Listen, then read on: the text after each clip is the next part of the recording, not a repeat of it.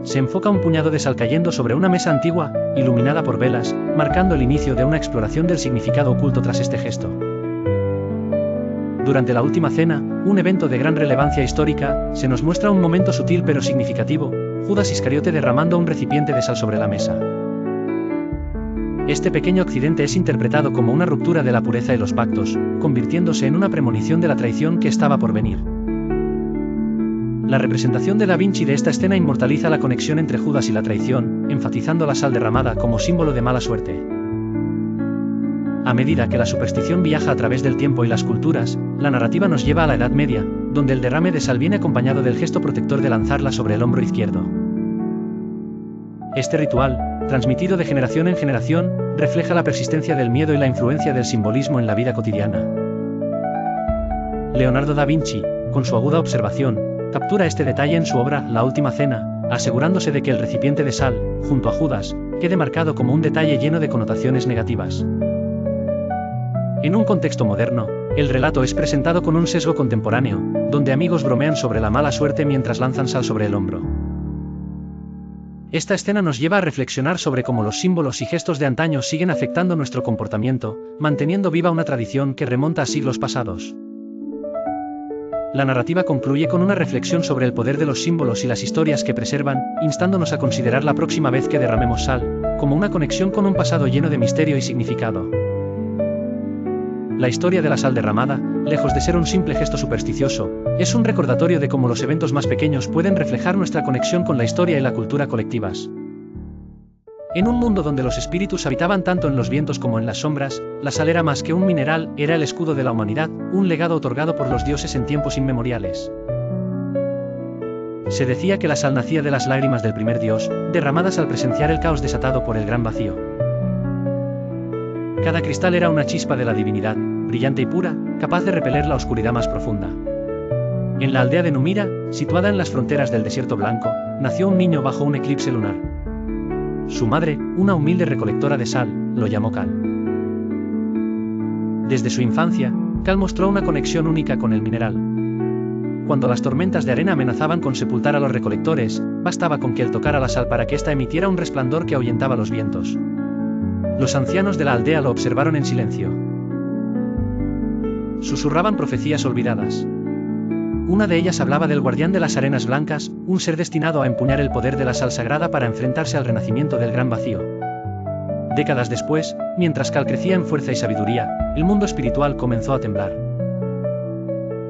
Criaturas de sombras conocidas como los sin rostro emergieron de los confines oscuros de la tierra, devorando aldeas enteras y contaminando los pozos de sal, dejando a las comunidades vulnerables ante el mal. Un día, Cal tuvo una visión. La diosa de las mareas, la misma que había engendrado la sal, apareció en un sueño y le entregó un fragmento del cristal primordial, el primer grano de sal que había nacido de sus lágrimas. Con este fragmento, Cal podría purificar las tierras y desterrar al gran vacío para siempre. Armado con el cristal primordial y su fe inquebrantable, Cal emprendió un viaje hacia el corazón del desierto blanco, donde se encontraba la fuente del sal, el origen de todos los cristales del mundo. En el camino, enfrentó pruebas imposibles.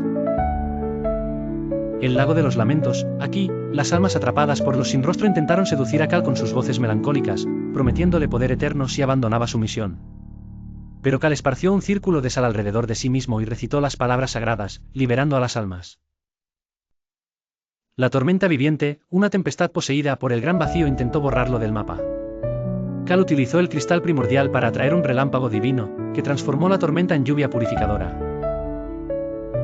El abismo del olvido, en la entrada a la fuente del sal, Cal enfrentó al heraldo del vacío, una criatura colosal formada de sombras.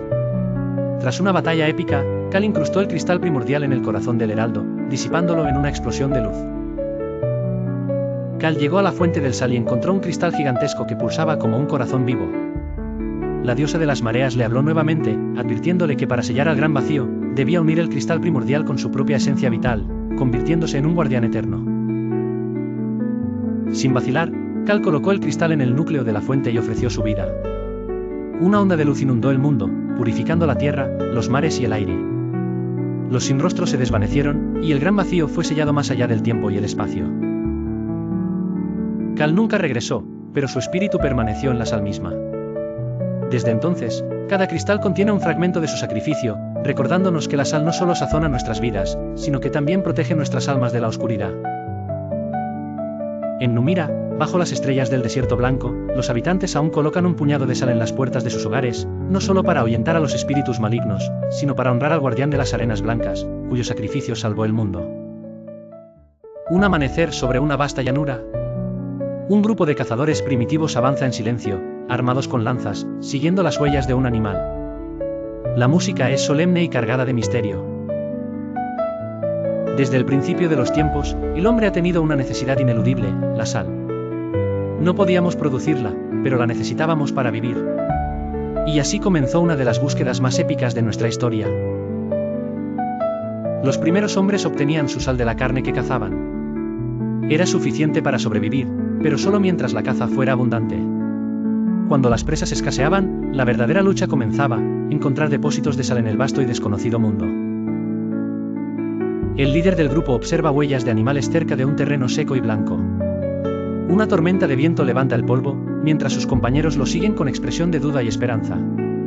Ellos sabían que donde los animales iban, había sal.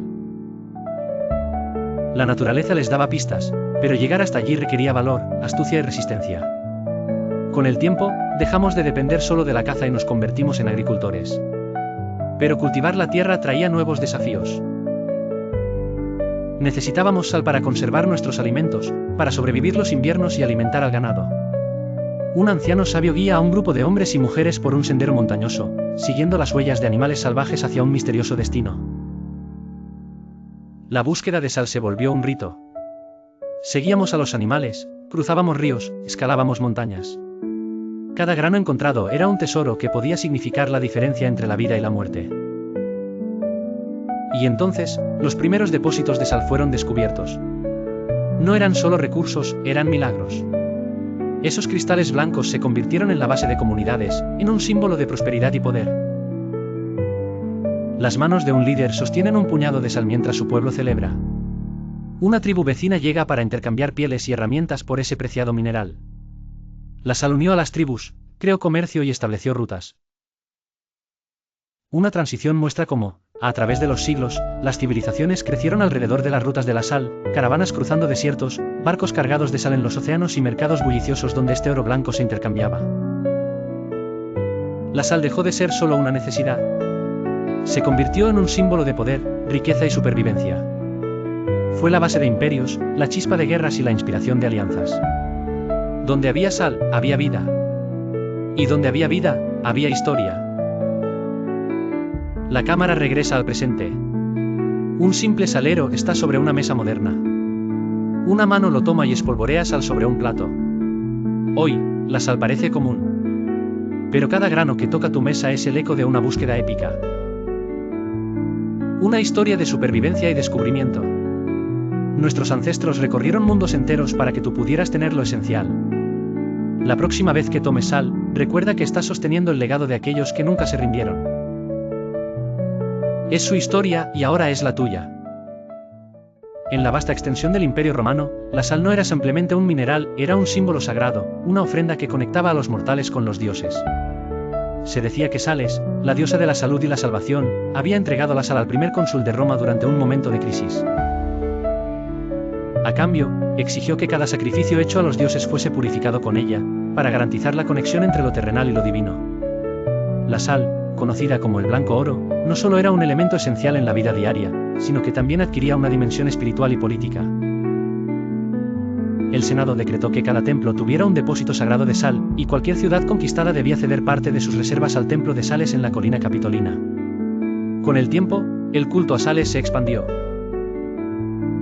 Cada año, durante las fiestas de Salinaria, los romanos ofrecían sal en grandes cántaros frente a su estatua, creyendo que este acto aseguraba la salud del pueblo y la prosperidad del imperio. Los augures, sacerdotes encargados de interpretar la voluntad de los dioses, usaban la sal para trazar círculos sagrados y purificar espacios antes de ceremonias importantes. Sin embargo, no todos reverenciaban a Sales con el mismo fervor. Las provincias conquistadas, obligadas a entregar su sal como tributo, veían este acto como un símbolo de sometimiento. Pronto, las tensiones comenzaron a gestarse en las fronteras del imperio. En el año 312 a.C., las provincias del norte, lideradas por el gobernador galo Berrix, se alzaron en rebelión. Berrix, conocido por su carisma y su habilidad para unir facciones enemistadas, declaró que la sal debía ser libre para todos. Reunió un ejército de tribus dispares y lanzó una serie de ataques contra los convoys de sal que se dirigían a Roma. El Senado romano, furioso, envió al general Lucio Marcio Siller, un estratega legendario conocido como el León de Roma, para sofocar la rebelión. Pero Berrix no solo luchaba con espadas, también usaba el simbolismo de la sal para inspirar a sus tropas. Durante una de sus arengas, levantó un puñado de sal y declaró: «Esto no es solo un mineral, es libertad». La guerra que siguió fue brutal. Berrix utilizó tácticas de guerrilla, atacando los depósitos de sal romanos y contaminando las reservas con ceniza volcánica, lo que obligaba a los romanos a retirarse constantemente. Lucio, sin embargo, era un hombre de fe. Antes de cada batalla, esparcía sal bendecida sobre sus tropas y ofrecía sacrificios en honor a Sales. Un enfrentamiento decisivo tuvo lugar en la llanura de Alba. Berrix, confiado en sus números y su control sobre las rutas de sal, reunió a su ejército en un campamento fortificado. Pero Lucio, usando la astucia y la guía de los augures, ordenó a sus tropas rodear el campamento con montones de sal incendiada. El humo que se generó sofocó a los rebeldes y los obligó a rendirse. Berrix fue capturado y llevado a Roma como prisionero. Frente al Senado, declaró que su lucha no era contra Roma, sino contra la tiranía. Fue entonces cuando la gran sacerdotisa de Sales intervino. Dijo que los dioses no deseaban la muerte de Berrix, sino su redención. Propuso un juicio ritual: si Berrix podía cruzar el camino de la sal, se le perdonaría la vida. El día del juicio, Berrix caminó descalzo sobre la sal ardiente. Aunque el calor era insoportable, Berrix llegó al final del camino, sus pies quemados pero su espíritu intacto. La multitud, maravillada, interpretó esto como una señal de perdón. El Senado decretó una reforma en la distribución de la sal. Cada provincia recibiría una porción justa, y se erigieron templos en las fronteras en honor a Sales. Berrix fue liberado y nombrado gobernador honorario de su tierra natal.